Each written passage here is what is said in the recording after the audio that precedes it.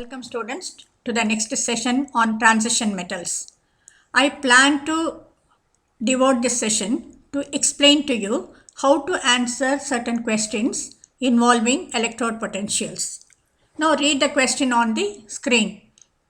E0 value for Mn3 plus to Mn2 plus is more positive than E0 for Fe3 plus to Fe2 plus. Explain. Now you must remember here that greater the reduction electrode potential value, greater the reduction because you are given electrode potential for reduction, isn't it? Greater the reduction electrode potential value, greater will be the tendency to get reduced.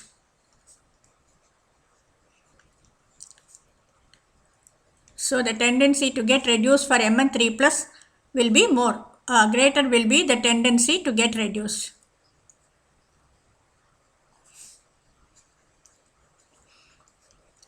Okay, please make a note of this. This is a very important point. So, Mn3 plus to Mn2 plus has more positive value, means Mn3 plus gets readily reduced to Mn2 plus than the ease of reduction of Mn3 plus to Mn2 plus is more than the ease of reduction of Fe3 plus to Fe2 plus.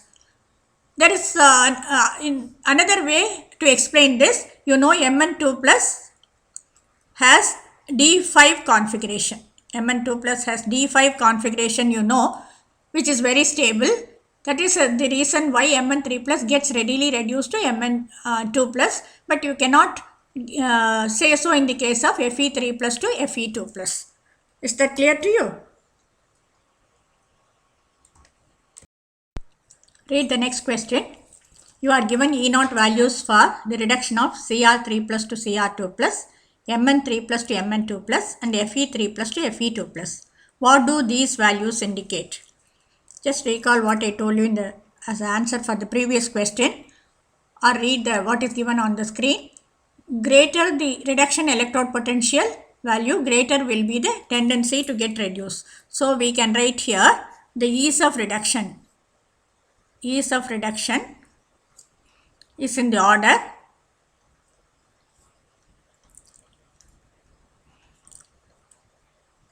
which has highest value, Mn3 plus to Mn2 plus. So Mn3 plus to Mn2 plus is greater than Fe3 plus to Fe2 plus, which is greater than Cr3 plus to Cr2 plus. Is that clear to you? Now this is the third question for you. You have to find out of Cr2 plus and Fe2 plus, which is a stronger reducing agent. Now you are given the electrode potential values for the reduction. Here again Fe3 plus to Fe2 plus has a higher value. To find out which is a better reducing agent, you have to consider the oxidation. The one which is getting oxidized more readily will be a better reducing agent. Isn't it so? The one out of these two, Cr2 plus and Fe2 plus, the one which gets oxidized more readily will be a better reducing agent. Let us just reverse these values to get the oxidation electrode potentials. Cr2 plus to Cr3 plus will have a value of 0.4 volt and Fe2 plus to Fe3 plus will have a value of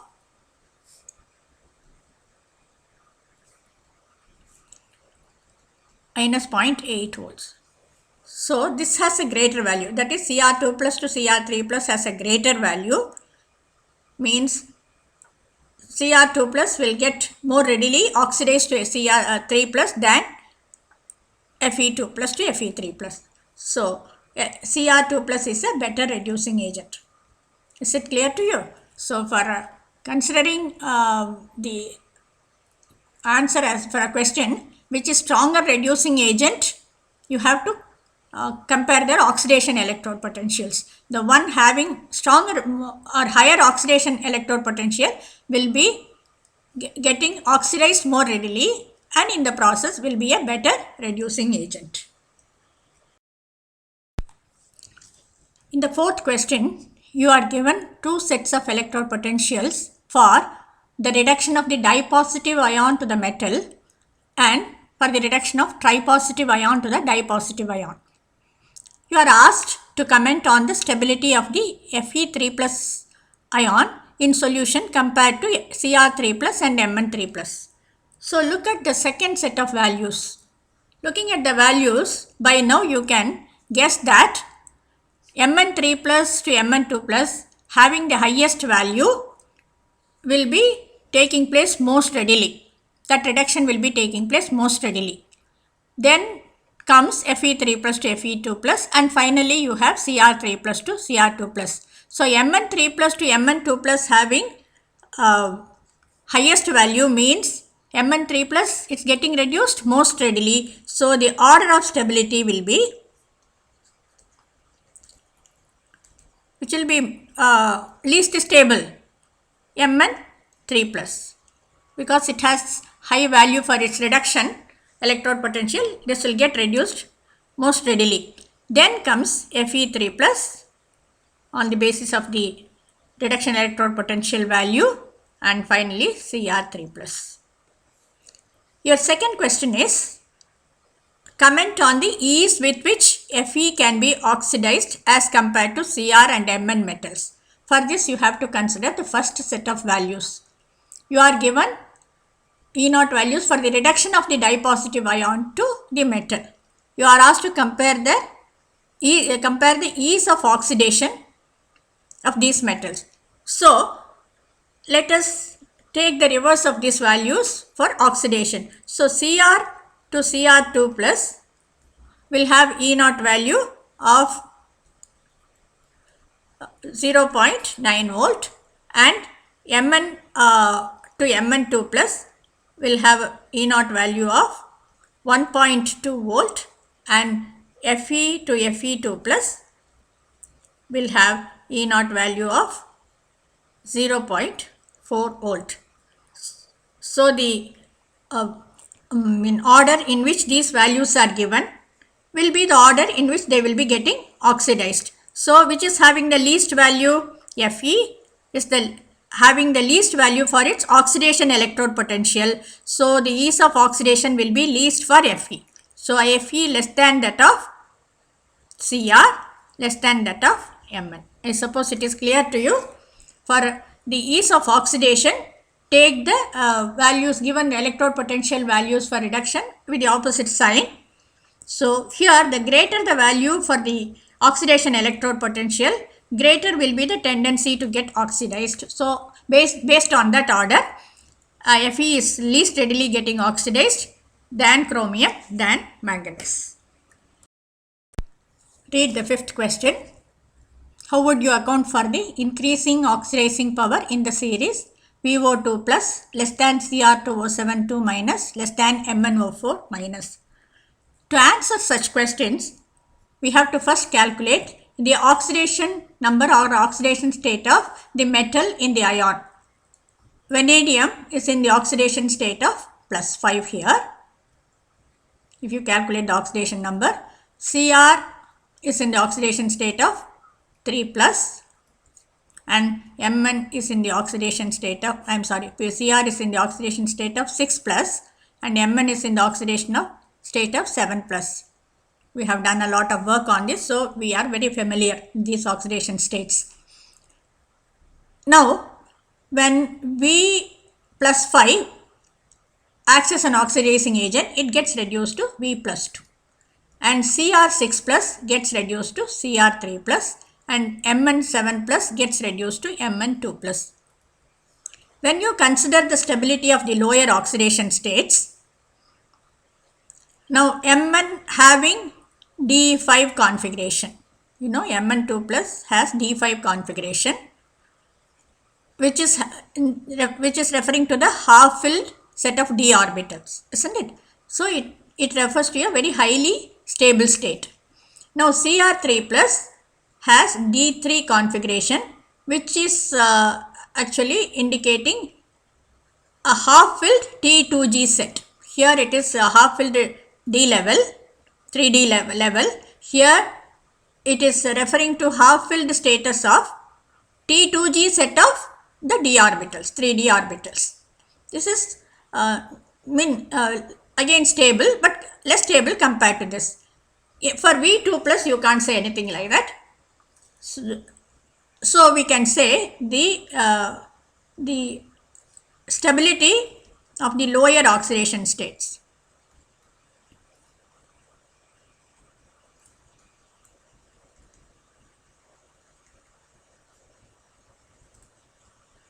Stability of the lower oxidation states is in the order Mn2 plus, most stable or more stable than Cr3 plus, more stable than V2 plus. Because the lower oxidation states are more stable, the ease of oxidation also will be because they get, the stability of the lower oxidation states is in the order. So the tendency to get reduced will be maximum, and again will be in this order. Tendency to get reduced will be in this order. I will write it clearly. Tendency to get reduced.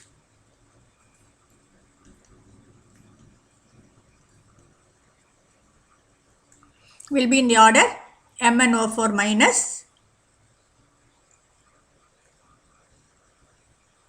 will have the greatest tendency to get reduced.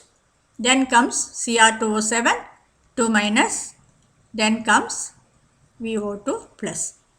So the tendency to get reduced will be in this order. That will be the tendency to act as the oxidizing agent. The tendency to get reduced is equivalent to tendency to act as an oxidizing agent. So the oxidizing power, again in this order, oxidizing power is the same order as above.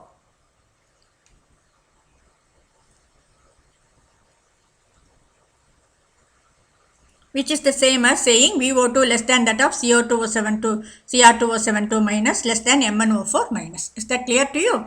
So what have we done here? We have calculated the oxidation state of the metals in those ions. Then when they act as oxidizing agent, they get reduced, isn't it? So we have considered the lower oxidation states of these metals and just found out which is the most stable out of the three. We know that Mn2 plus is the most stable and it is more stable than the Cr3 plus and V2 plus. So the tendency to get reduced to the lower oxidation state we can write. So that will be the rate in order in which it will be getting reduced or it will be using its oxidizing power. Is that clear? So the order given can be explained on the basis of the stability of the lower oxidation states. In the sixth question, you are asked to give reason for the given statements. The first statement is, of the D4 species, Cr2 is strongly reducing while Mn3 is strongly oxidizing. In fact, this question has been put to us in so many different ways. Cr2 is strongly reducing. So that means Cr2 plus gets oxidized to Cr3 plus, isn't it? Cr2 is strongly reducing means it gets oxidized to Cr3 plus. Here it has D4 configuration and here it has D3 configuration. Oxidation is loss of electron, isn't it? So D3 configuration, which refers to the half-filled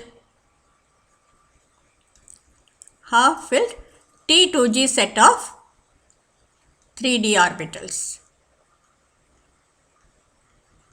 Cr3 plus has 3 d electrons which are in the T2G set of 3D orbitals, which is the half-filled status of the orbitals. Hence, Cr3, that explains actually the stability of Cr3 plus ion. So it has a tendency to pass on to Cr3 plus readily from Cr2 plus. So it acts as a reducing agent. Now, Mn3 plus, we have already seen, is not very stable, which has a great tendency to get reduced to Mn2 plus. When it is acting as an oxidizing agent, it gets reduced to Mn2 plus, which is having a D5 configuration, which refers to half-filled 3d orbitals. Half-filled set of 3d orbitals.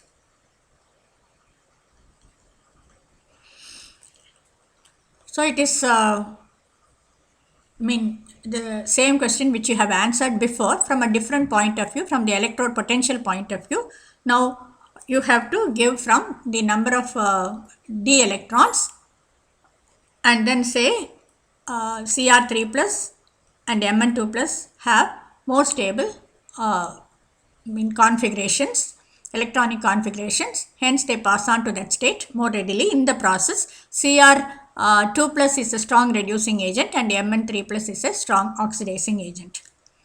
Now for the second question, the answer is CO2 is stable in aqueous solution, that is cobalt 2 plus dipositive cobalt.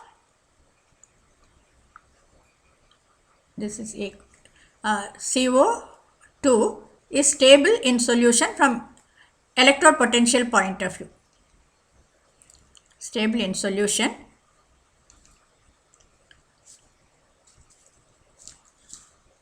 But see, when the complexing agents are present, what do you mean by complexing agents? The complexing agents carry the ligands. So when the ligands are present, it in CO3 plus state, it forms stable octahedral complexes. Stable octahedral complexes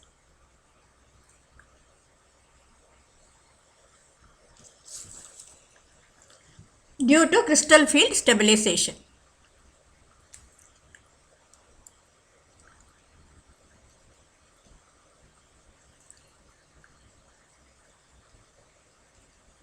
So these are some of the things you will study in the coordination complexes lesson.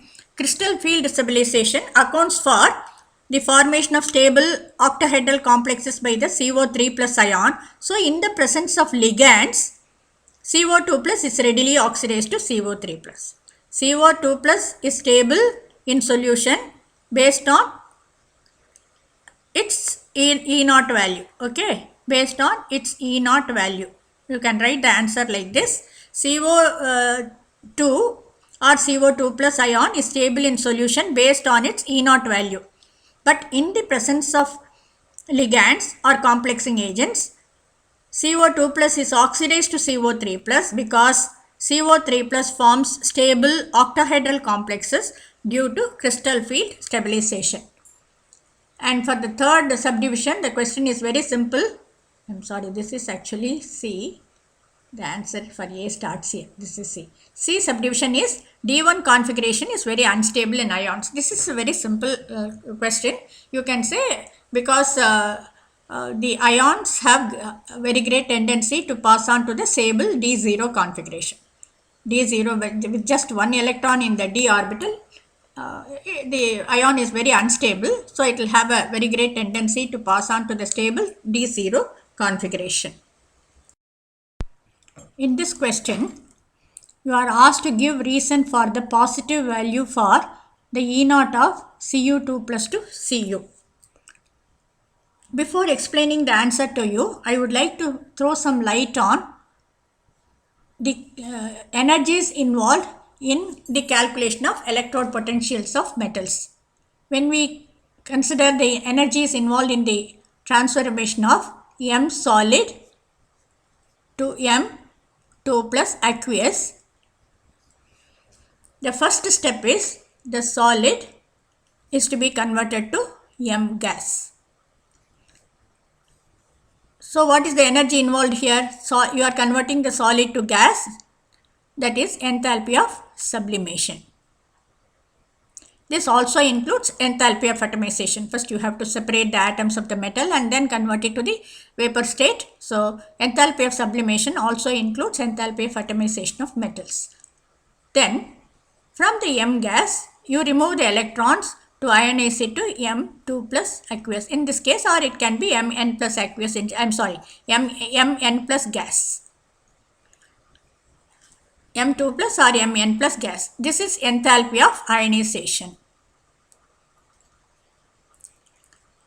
Thirdly, the M2 plus gas, when put in water, is hydrated to form M2 plus aqueous. So these are the three steps involved and also the three energies involved in the conversion of the solid metal to the aqueous ions. So your E naught is a measure of the total energy. Total energy or delta H total, which is equal to del H sublimation plus del H ionization plus del H hydration. You know that the process of sublimation is endothermic. So del H sublimation will be positive. It's an endothermic process. You have to give energy. Similarly, to remove the electrons from the gaseous atom to convert it into ion, it is an endothermic process. So this will also be positive. Enthalpy of ionization is also positive. Now enthalpy of hydration is all negative. It's always negative. So when the ion is surrounded by the water molecules in solution, energy is released. So energy is released in the third step and energy is absorbed in the first two steps. If the negative value or the energy released in the hydration is more than the energy required in the earlier two steps, then the total value will be negative. E naught will be negative. E naught will be negative if the third step, the enthalpy of hydration, is more negative than the other two. In that case, the metal will have great tendency. It will have great tendency to go into solution as ions.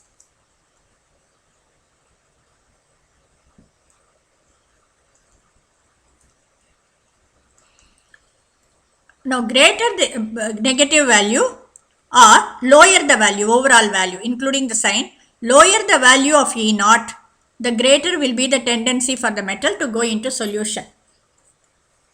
So, when the metal has a great tendency to go into solution as ions, that means it is losing electrons, it is getting oxidized. That means its reducing power will be higher. So, I will put it like that. Lower the E naught value, greater will be stability of the ion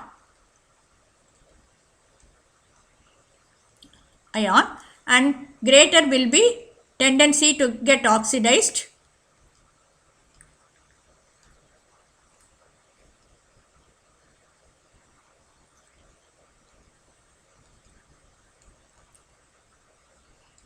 Or rather we would say greater will be its reducing power.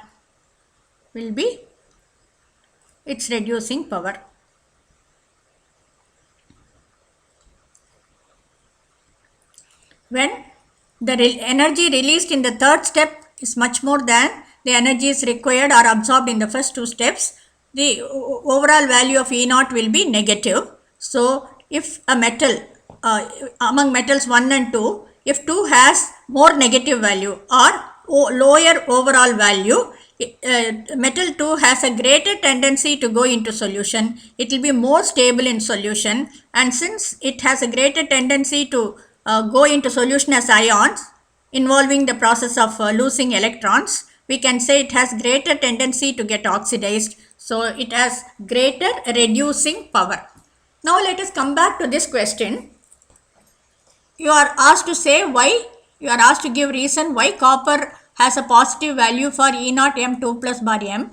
So we can easily say that the energies involved in the process, the first two, the enthalpy of sublimation or we can say it is mainly, it's better to put it in as enthalpy of atomization. Being a metal, we are studying the metals as it is, so we can say the enthalpy of atomization and also ionization enthalpies are high for copper. The values of enthalpy of atomization and ionization enthalpy are high for copper, hence it has a positive value for its E naught. I suppose it is understood now clearly.